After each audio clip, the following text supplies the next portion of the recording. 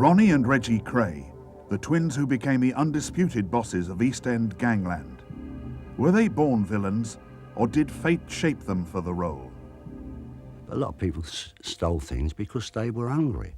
They had no other means to live. I know people say, oh, well, other people got out the East End and they made it. It's not like that for everybody. I mean, some people are more brainy than others. They have more chances.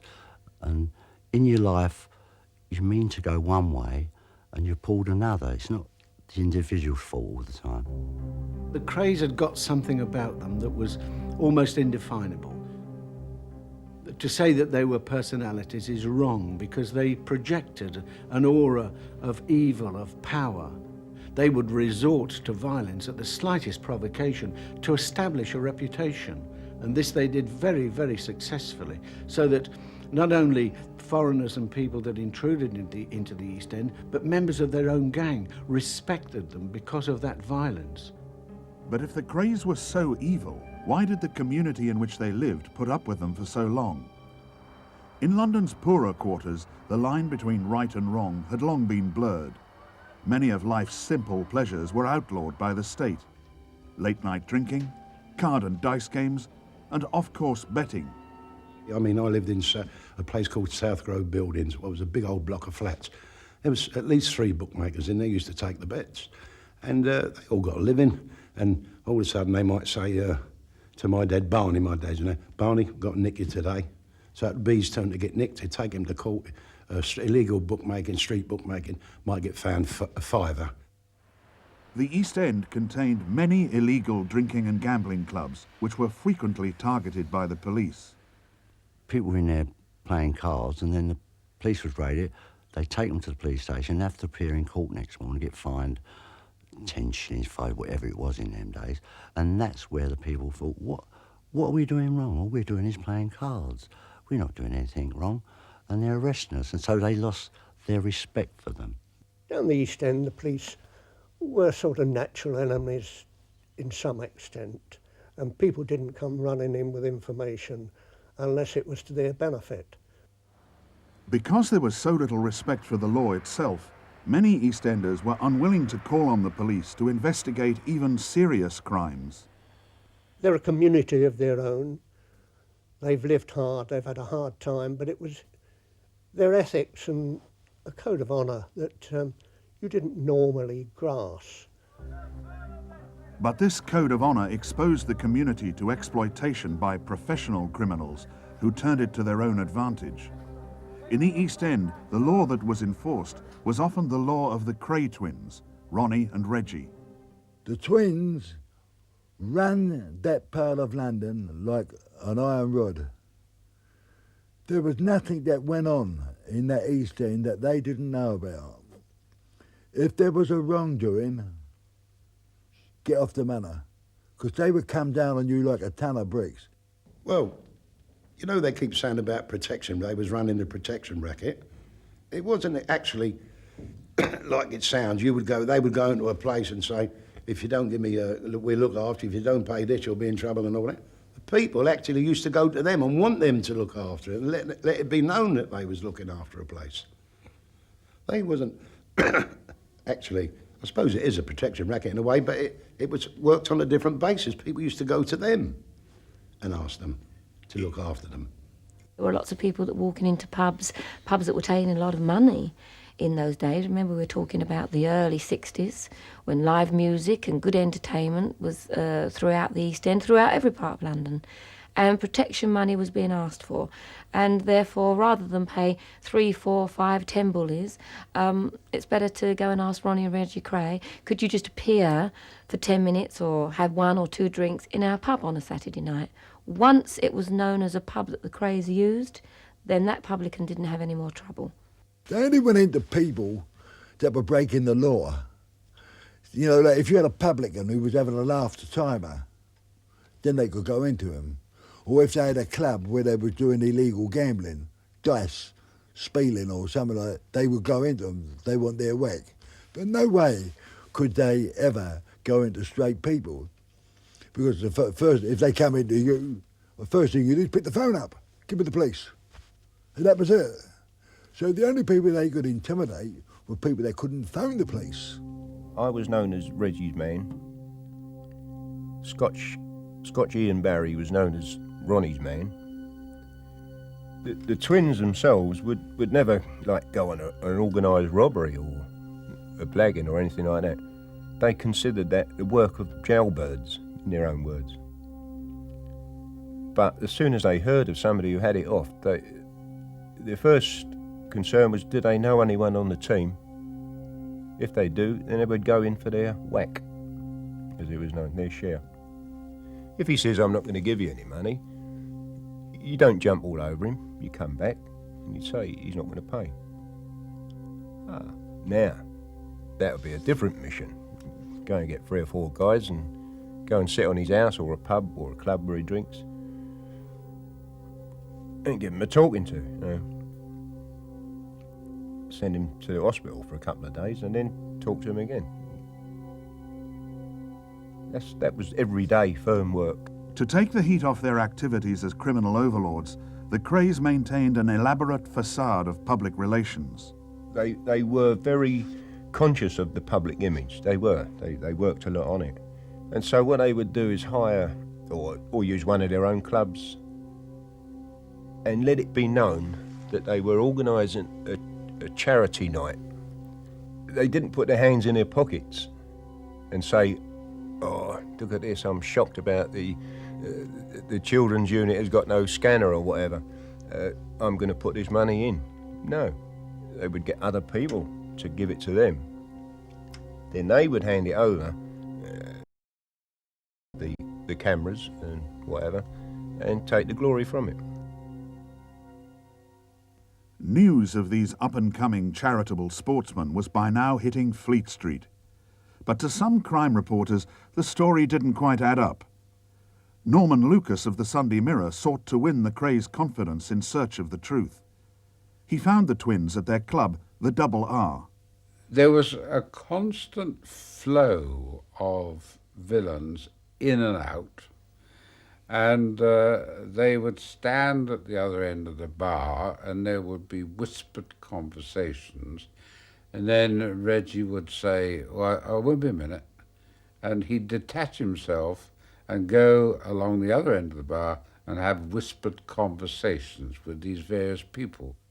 It was then that I began to get my first suspicions that the Krays weren't what they were pretending to be. Very, very honest chaps who were working for charities. Norman Lucas nursed his suspicions about the Krays, but many patrons of the Double R saw nothing in the twins' conduct to disturb them. Ronnie and Reggie were always the customer side of the bar with the customers. They were just socialising the whole time. You were never aware of any business going on whatsoever. They were just in the company all the time. As we always said, if you want to be treated like a lady, you'd be speaking to a villain. I've been invited to lots of Chelsea parties with Hooray Henrys. I've heard language that I would never, ever hear in the East End when I was out with Ronnie and Reggie Kray. God, there'd be one look from his eyes if anyone dared to swear in front of his mother or his aunt or myself or any other lady in his presence. Say they used to come to the Astor. You could feel a certain atmosphere. The Kray Twins had arrived. That was the atmosphere that people got. I don't think it was fear. It was just, I suppose if the Queen was to walk in, every time I said, look, is the Queen there? There would, a feeling would arise. This royal progress might have continued unchecked but for Ronnie's recurring bouts of mental instability. In 1958, he was committed to a mental hospital after attacking a man with a bayonet. Reggie Kray invited Norman Lucas to accompany him on a visit. Reggie went in to this mental hospital, and I thought Reggie came out, and we drove off in a bit of a hurry, I must say. I mean, I was being driven, I wasn't. I was in their car, and so I turned round to Reggie like an idiot and said, how was Ronnie? And he said, well, I'm bloody Ronnie. He said, Reggie's in there now. And I thought, Jesus, what have I got myself into? I said, but you mean you're now an escaper? And he said, well, I'm not really, am I? He said, they shouldn't have put me in there in the first place. I'm perfectly sane. Why should they do that?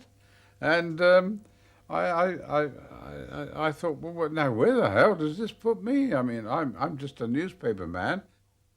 The switch pulled off, Reggie walked free. But Ronnie was now a fugitive and Lucas perhaps an accomplice. With Reggie at his elbow, Lucas called on contacts at the Home Office to negotiate a surrender deal for Ronnie with no penalties attached. And I came off the phone and Reggie said, I wouldn't have bloody believed it if I hadn't been standing in the phone box. He said, what's he saying, this man in the Home Office? I said, well, you heard. I said, if Ronnie will give himself up now or tomorrow morning, he will go back there, but he won't necessarily stay there. And Reggie said, well, that's bloody marvellous. He said, how is it you know such high-powered people at the Home Office? Now, all part of the job, Reggie, all part of the job. The job Lucas was really doing was penetrating the Krays empire in order to expose them. It wasn't easy, but following Ronnie's release, the police were having even less success. It was always difficult to try to mount an action against the Krays if you worked in the East End. I mean, the story always was that whenever there was a serious crime in the East End, it was down to the Krays. On 2 occasions, I was approached by individuals, one of whom had a small club, the other had a small business making perfume for these suitcase sellers in Oxford Street, both of whom were threatened by the Krays to pay their rent, as they called it, and if they didn't, they got beaten up. And in fact, the chappie with the poor perfume, he got his place burnt down. And the answer is yes, they got there by fear and the lack of evidence. In July 1964, Scotland Yard set up a special squad to investigate the Krays rackets. But even after Nipper Read had taken the twins into custody, key witnesses mysteriously withdrew their evidence, including one woman who had begged him to free her from the Krays. When we said that we were taking these people away, they were going to be arrested, she fell down on her knees and grasped my legs in her arms and said, thank God, you've saved my life. And I said, we'll come later and take a statement from you, thinking that the next day would suffice. But the next day, of course, as happened in those days, we'd arrested the Krays at 1 o'clock in the morning. They were charged, and they appeared at court the next day. On that day, when they appeared at Old Street Magistrates Court, this lady, now resplendent in furs and high-heeled shoes, was there, all very nicely dressed, and saying, Mr. Read, I'd like to stand bail for my good friends, the Kray Twins. And so Read's first bid to jail the Krays collapsed. With Ronnie and Reggie back on the streets, they seemed invincible. But crime reporter Norman Lucas had hit on a sensational story. Lord Boothby, a leading member of the House of Lords, had been caught up in a homosexual relationship with Ronnie Kray. Ronnie didn't hide the fact that he was a homosexual. No. He liked young boys, young men. There were writers, there were the politicians, like the famous ones like Boothby, Dryburgh, and a few others. Supposing Ronnie might fancy a showbiz, so he used to put what they call a W out. It's a warrant. Anybody can get him back to the Twins would get a payment of some sort of cash. We were all up the West End somewhere one night in this well-known Chinese place, and we saw this guy sitting on his own. And Ronnie spotted him and said, "Who's that?" And somebody said, "That's Cliff Richards, an up-and-coming star, you know." And, I'd like to meet him, you know. So straight away there's a W out for him. If anyone can get him in to a meet. That's all he's got to do. Old Clef, I don't particularly like his singing and all that, but he don't seem a bad guy. I wouldn't hate to see him involved with that sort of person, you know. I thought, well, this has gone far enough, and now I think I should write an expose news story. I knew that once I'd done that, I was finished as far as the Krays were concerned, but it was a story which, in my view, needed to be published, and everybody needed to be made aware of what they really were, so that no more titled people or prominent show business people should be caught up in their web. The problem was the sexual revelation at the heart of the story. The newspaper was delighted with the scoop and wanted to run it. Lucas himself was not so sure. I said, well, we can't. We can run the story about their association with a peer, but we must not use the word homosexual, because who are we going to call if Boothby sues? Who can we call to prove this? We'll be sued for libel. But Lucas was overruled. The newspaper's lawyer, Philip Levy, worked out a formula to protect the Mirror from a libel action. And Levy said, well, as long as you just say that Yard are probing a homosexual relationship between Ronald Kray and a peer, you will be safe. And but don't mention Lord Boothby's name. The allegation was inserted into Lucas's story. The Mirror went ahead and published. But then, of course, the walls came tumbling down on the Monday, because Boothby did the most cunning thing in the world. He wrote a letter to the Times saying, everybody says this is me. And on that basis, he sued us and got £46,000 damages, which, as I learned just 48 hours later, after he got the money, he was forced to hand over to the Krays, who blackmailed him and said, well, if you don't, we will say this is a true story. Now the Kray twins seemed untouchable, but the old demons of paranoia returned to haunt Ronnie. The slightest squeak of opposition was enough to trigger the most extreme of responses. With Ronnie, it was different. It was a bit more weird, if you like, because other people's violence, if he heard about it, he would get him to sit down and give it to him detail by detail. He got something out of it, you know. He was definitely Freddy Krueger type person, you know. I mean, Ronnie would smash somebody. He would literally smash them, you know, with whatever he had in his hand. Doesn't matter if it was a hammer, a bayonet, or an axe, or whatever. He would just slice somebody for the wrong word.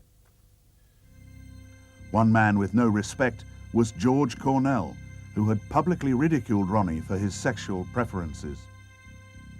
People said to him, George, you know, you want to be careful. You're going over the top. Ronnie won't stand for this if you go. You know what he is? He's a nutter. That's how people say. He won't stand for this. And he carried on and carried on. Ronnie even said to me, I don't know what he thinks he is, that Cornell, he better not go too far with me. In 1966, Cornell drove into the heart of Kray territory to take a very public drink in the Blind Beggar pub with his South London friend, Albie Woods. We walked in the pub, we walked to the end of the bar. George plunked himself right in the corner with his back to a partition, and by the side of George there were some curtains which led into the public bar. And this was at 8:10 in the evening. There were a number of other people in the pub, 32 people altogether, in fact. And the barmaid was behind the bar and so on. It was the normal kind of evening in a pub of that kind, when suddenly the door burst open and Ronnie Kray walked in with another man. I sensed someone had stopped a couple of feet before they reached me and about a step backwards, like, you know, near enough behind me. I looked back at George. I noticed there was a gun pointing at George. I looked back at George quick. George was really snarling at him, sneering at him. Ronnie drew from his pocket a Luger automatic gun and just pointed it at Cornell's head and shot him straight through the forehead. Well, it was absolutely terrible. You can imagine being there and there's people firing guns like in your direction. All I got is a stall, you know, in front of me. And, you know, what for, I don't know. The stall wasn't going to do any good. You don't think of nothing. You know, all I was thinking of was any second, like, it's going to be me. Within minutes, the bar was empty. People were gone. The people that were with Cornell had left. George was moaning and sort of groaning, like, you know. Anyway, I stood up. There was nothing I could do. I knew the ambulance was on its way and I didn't want to get involved, and I walked out the pub. There was really no motive. It was just a question of Ronnie trying to assert himself as a gang leader, to show that he was like the Americans, that he'd got his button, as they say, that he'd killed his man. He wanted to show his gang that he was really the colonel. He wanted the public to know that he was a gang leader. And so it was with this in mind that he was able to walk into the Blind Beggars with 32 other people inside, with no attempt to disguise himself, confident because of his ability as a gang leader that he could walk in there and know that no one would give evidence against him. Charlie Kray was unaware of the shooting. A few hours later, he was summoned to meet Ronnie. I said, what's the matter? He said, oh, I've just shot Cornell. So I said, oh, what are you, man? What, in a pub? You've gone in a pub and shot someone in a pub? Oh, I said, oh, do me a favour, Ron. You know what'll happen now. They'll have you by tomorrow. Don't worry about that. Ronnie eluded the police, but it wasn't long before they caught up with Albie Woods. They said, right, now we want you to name who killed George Cornell. I said, I don't know who killed George Cornell. I said, I never saw their face. I said, it happened so quickly. I said, and, you know, just that they were standing behind me. I said, the shot, you know, went right across my face into George. And when we tried to get witnesses, people said they didn't see anything, they didn't hear anything. You know, it's as if the thing had never happened. The barmaid said she was downstairs. She was in the cellars trying to get some more drinks up and things of that kind. And so that there was this desperate situation where suddenly this dramatic event had taken place and nobody had seen anything. But they kept trying and kept putting plenty of pressure on, and, you know, but with all the pressure and all what I was offered, you know, no way could they win with me. I'd sooner be inside for the rest of my life than, you know, grass people up. When I think about the Cornell case and all the problems, that was really the beginning of the worst problems I was ever going to have. When I knew what happened, when they told me, I thought, I was just sick inside, you know, and I thought then that this is the beginning of the end. Further evidence of Ronnie's deteriorating condition was the extraordinary scheme to spring his old friend, Mad Axman Frank Mitchell, from Dartmoor jail in the absurd hope that it would force the Home Office to grant him an early release. In fact, it was hardly an escape at all. Mitchell simply walked away from a moorland work party and was picked up in a car by Donahue. We were actually in Fulham when he came on the news that he'd been reported missing. Anyway, he went up in a flat over in Barking and he started performing. You imagine, if all the psychiatrists and screws and whatever can't control this guy, what chance have the twins got, you know? We got him a girl, hostess out one of the clubs, keep him quiet. That worked for a couple of weeks. But it soon became clear that Frank Mitchell was more trouble alive than dead. They wanted him to give himself up and go back to prison. But of course, it was too late then. Mitchell had enjoyed this comfort, relative comfort. He'd enjoyed the pleasures of this young girl. And so he said, no, I'm not going back. And then he became an encumbrance. And so then it was decided that they'd got to do something very positive about him. They told Mitchell that he was going to another house in Kent. It has never been proved who was behind the events that unfolded next. Pack up, get him out of the flat, take him round the corner. The guy stood on the pavement, opened the back of this old Thames-type van. I get in, there's two guys sitting on a wheel casing on the left. The wheel casing on the right is empty, so Frank got in first. I went to sit beside him. They said, "No, you go up the front and tell the driver how to get back to the tunnel." And I'm saying to the driver like a plum, I'm saying, just go down, do a right, and you're back on Barking Road. In the meantime, the guy shut the back doors. He's come round to where he's going to sit in the passenger door. Gets in. The van is running now. He gets in. As he slams the passenger door, I later found out that was the signal. I'm still leaning like an idiot talking to the driver. Bow, bow, bow. The guns start off behind me. And they just kept popping the man. And he came off the casing onto his knees and then he fell back. And these bullets were going all over him. Then he sort of went still. And one of the guys leaned over and put 3 shots in around the heart. You could see his shirt jumping. And now we're moving. We've done the first right. We're going up. We've got to do the next right. All of a sudden, there's a groan. So the guy said, he ain't dead. Give him another one. I'm empty. Now, I'm started thinking, I've got to go as well here. I'm piggy in the middle. Yeah. I was pleased to hear one guy's empty. Anyway, the other guy puts the gun behind his ear and pop. That's the last shot that was fired. Now I'm thinking, the next thing I can do is dive in this cab amongst these two and just start kicking and punching till I can get out. I'm firmly convinced I'm going to die.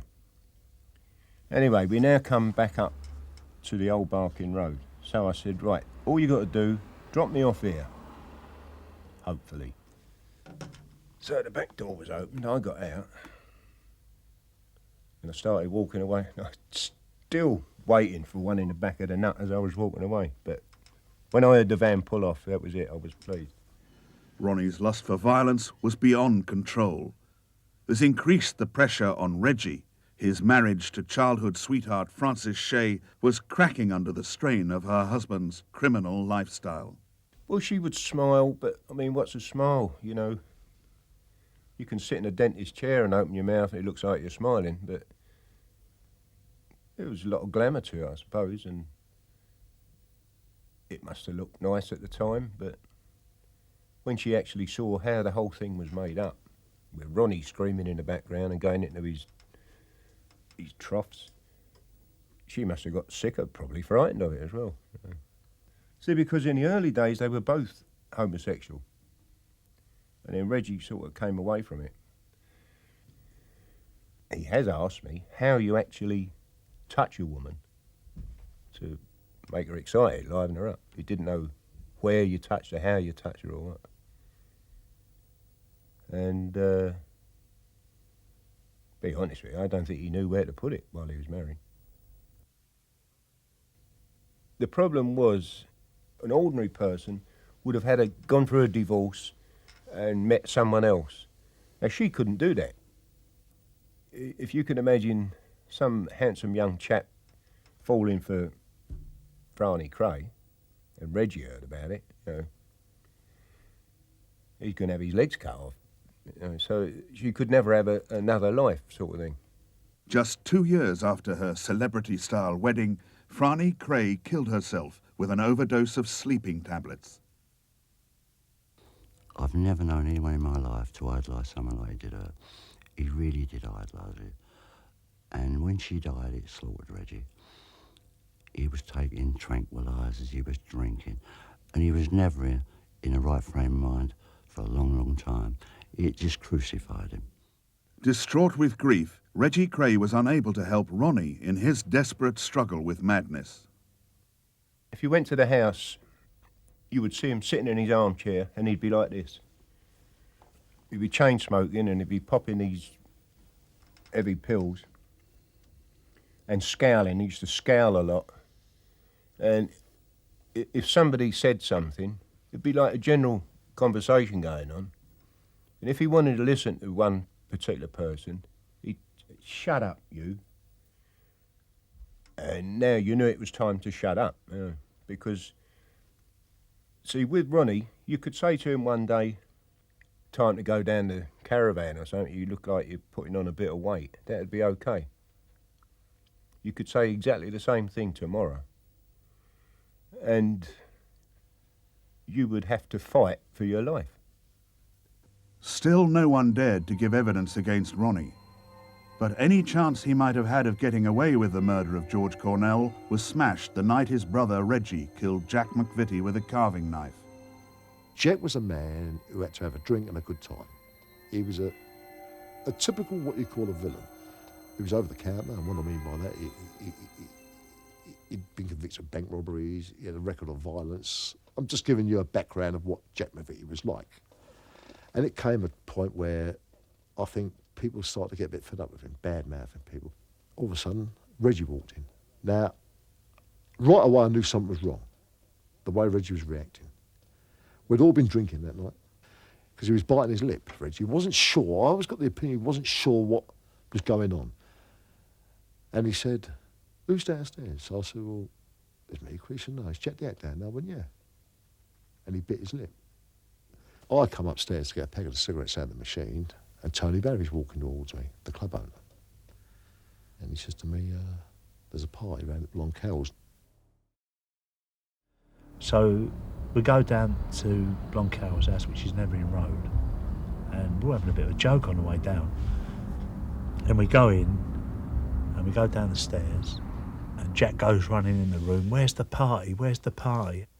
When I walk into the room, I see Ronnie over in the corner, watching television.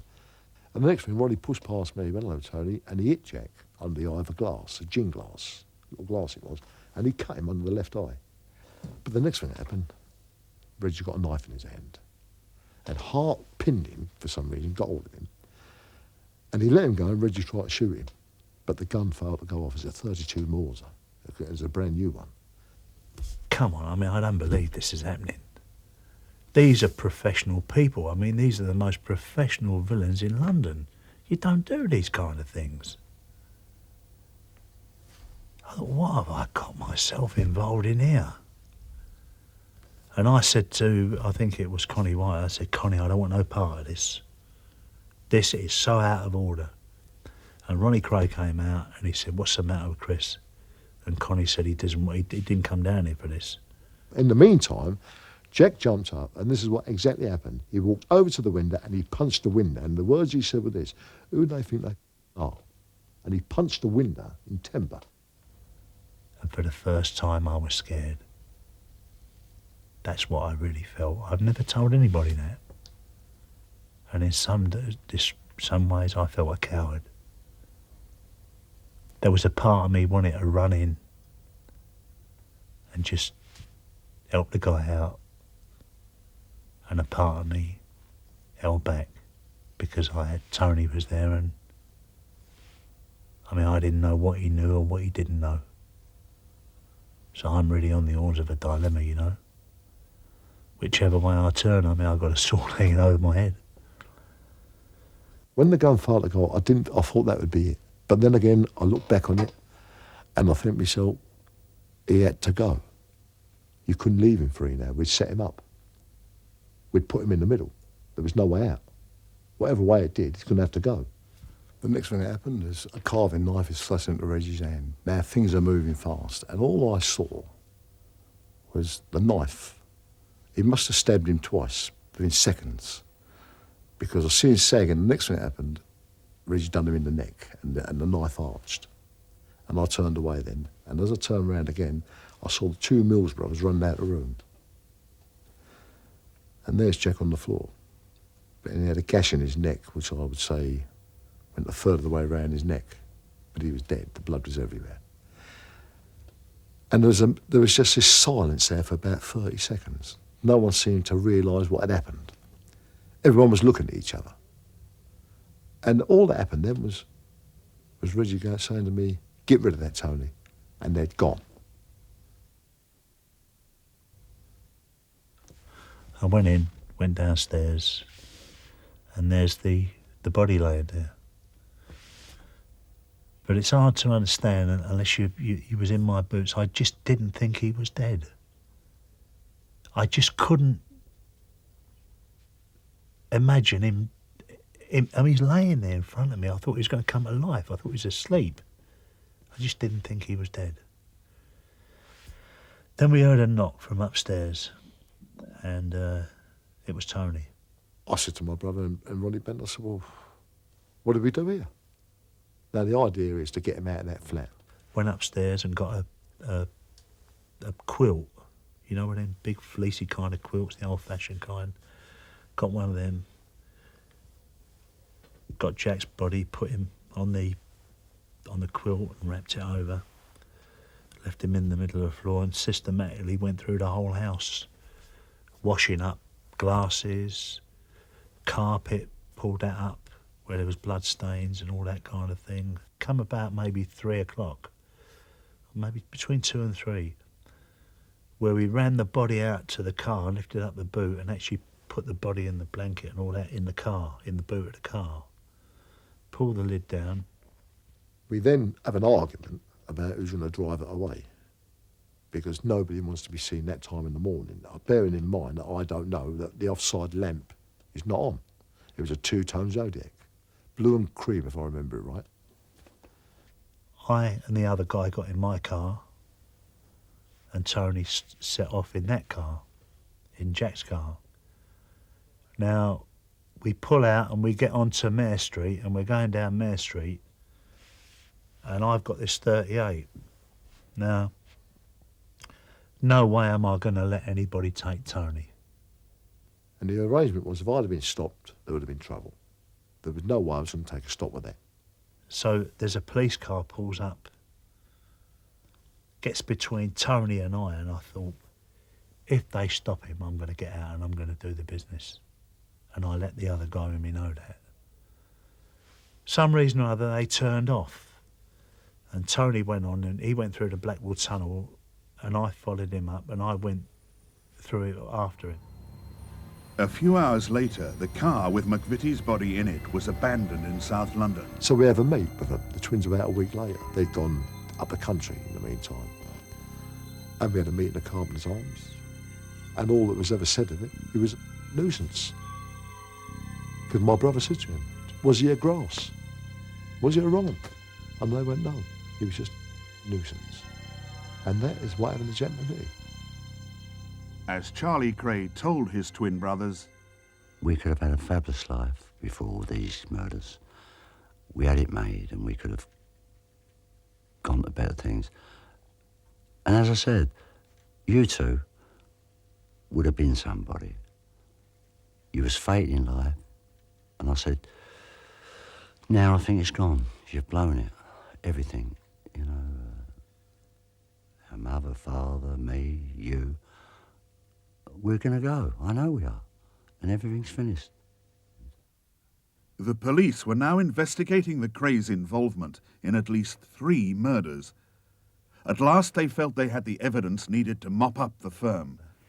The 34-year-old ex-boxer twins, Reginald and Ronald, came here early this morning with flying squad officers, and they're still here. They were in bed when the squad called at their home in Shoreditch at about 6 o'clock this morning. But Donahue escaped the net.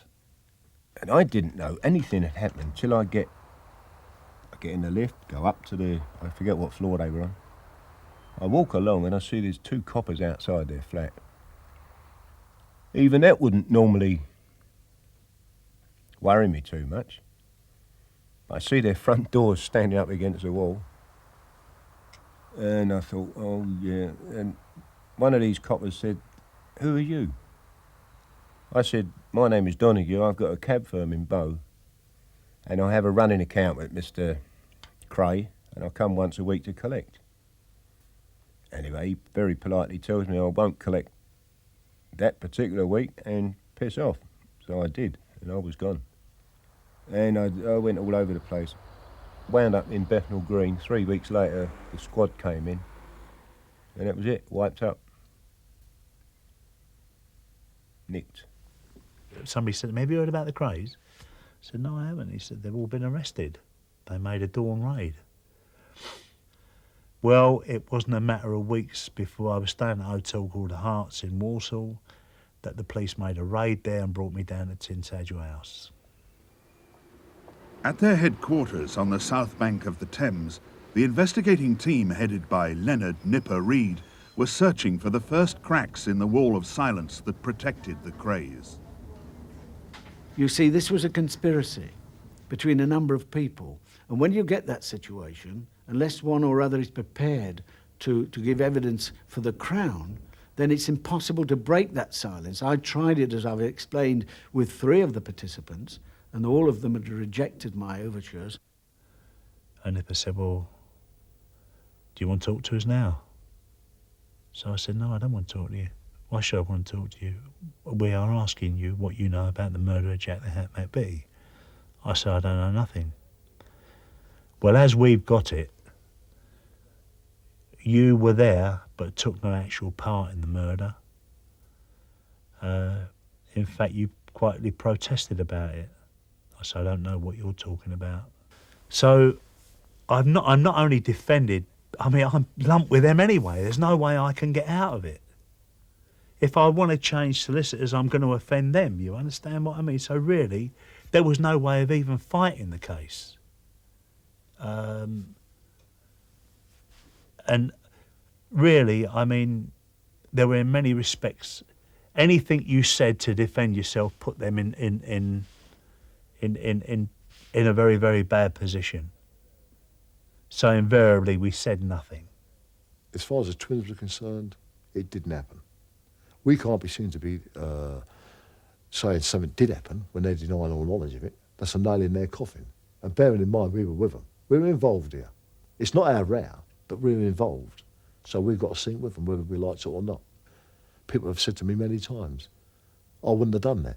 But they haven't got to look in the mirror. It's me who's got to look in the mirror at the end of the day. And I have to live with that. And I couldn't stand the thought that anything I said would help to convict men and put them down for that length of time. But the persistence of Nipper and his team was rewarded. One after another, former Kray associates broke the criminal code of silence and turned Queen's evidence. Anyway, I go up for a solicitor's visit, it's called. I walk in the room, there's the twins and Charlie Kray and old Manny Freedy sitting down. There's an empty chair for me. So we're all sitting down. So they say to me, what do you reckon? I said, well, this is what I've made, notes I've made. Reggie takes the notes, reads them, and just ripped them up. When he sees this, Freedy, he gets up, he says, I'll go and get another chair. Who for? We're all sitting down. He just wanted to be out of the room so they don't hear. Ronnie says, don't bother with notes, Albert. He said, what we're going to do, Scotch Jack is going to hold his hands up for Cornell. Young Ronnie's going to hold his hands up for Jack the Hat. And we want you to hold your hands up for Mitchell. And we'll take all the violence and frauds. What a wonderful chap, you know. So I looked at him and I said, no. And wow, the temperature went down in that room about 10 degrees straight away. And they just staring at me. So that was it. I am now off the firm. Freedy comes back, smells it, and he said, my boy, just because you're not a Kray doesn't mean you won't get the same treatment. I said, yeah. Finish. Donahue trusted his instinct. He pleaded guilty to a lesser offence of being an accessory to murder and was sent to prison for 2 years. The most damning witness of all proved to be Ronnie Hart, the Kray's own cousin. Once Hart had decided to tell us who was present, what their involvement was, and the fact that they were present, of course, makes them guilty of the murder. Indeed, as guilty as Reggie Kray had actually wielded the knife. Once he had given that evidence, we could charge all of them, which we did. He said, you want to go down with him? You're going to go down with him. Don't stand no nonsense off him. Charge him. Ronald and Reginald Kray were sentenced to life with a recommendation that they should serve a minimum of 30 years. Chris and Tony Lambriano were also sentenced to life. They didn't come out for 15 years. Charlie Kray was sentenced to 10 years for being an accessory to murder. But in the East End, there were mixed feelings about the verdicts. When the twins finally got nicked and they got found guilty and what happened to them, I was very, very upset, because even though people think they was murderers, villains, gangsters, I mean, there's a lot of people done a lot worse than them, got a lot less for it and still getting less for it. And in a lot of people's eyes, they'll still go as two nice boys, even though it might strange sounds to you. They will still be known as two nice boys. I mean, the whole of the East End was devastated. I don't think they ever dreamed, nobody in the East End thought that they'd be sentenced to 30 years, minimum sentence. But one of the architects of their downfall has no such sympathy. I didn't consider them to be friends as such. Okay, I enjoy having a drink with anybody, and I enjoy listening to anybody's stories of this or that. But I felt that at the end of the day, I was going to get a first-class story out of it, possibly a book, a feature series, and do a public service in exposing them. And I had no scruples about using them and conning them as much as I could.